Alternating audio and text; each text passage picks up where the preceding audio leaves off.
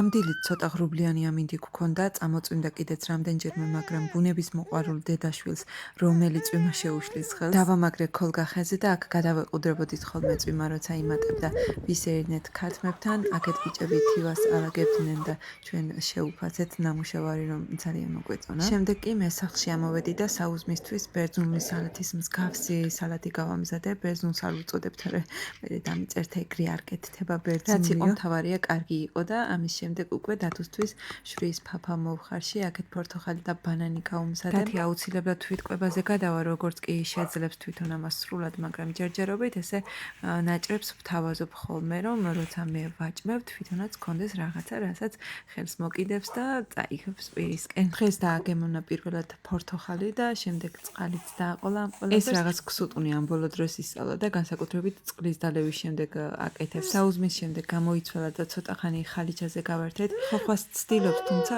უფრო მეტად იქეთ-აქეთ ტრიალი სიამოვნებს ხოლმე ხალიჩაზე და რა თქმა უნდა წიგნების თვალიერება. თამაშის შემდეგ გამოიძინა და რომ გაიღვიძა, აიღო ესე თავისი მოსაცმელი ხიში. აბა დედიკო ახლა გარეთ გამიყვანეო. გამოვედით რა თქმა უნდა და გადავაბარე მამას რომ სასერინო წაიყვანა. მე კი სადილის გასაკეთებლად ქათამი დავამარინადე სოიოს соуსში, ლიმონში, ნიორში. რეცეპტს ჩამოგითვლით უცებ, იმიტომ რომ ძალიან გემრიელი გამოვიდა, ჩვენ გემრიელად მივიდით. ქათმის ლაფშას გავს ოღონდ იმ ინგრედიენტებით, რაც მომეპოვებოდა. ქათამი უკვე დადგმული მქონდა, შესაძლოა დათუ რომ შემომიერთდა და ეს თავისი სოკო მივეცი, რომ ქართობილიყო უჩემოთ. ქათმის ფილე რომ თითქმის შეიწვა, ეს გრძლად დაჭრილი ბულგარული და სტაფილო დავამატე. ბოლოს კი წვრილი სახეობის მოხარშული პასტა, თეთრი სეზამის მარცვლები, ოდნავ მარილი და მწვანე ხახვი.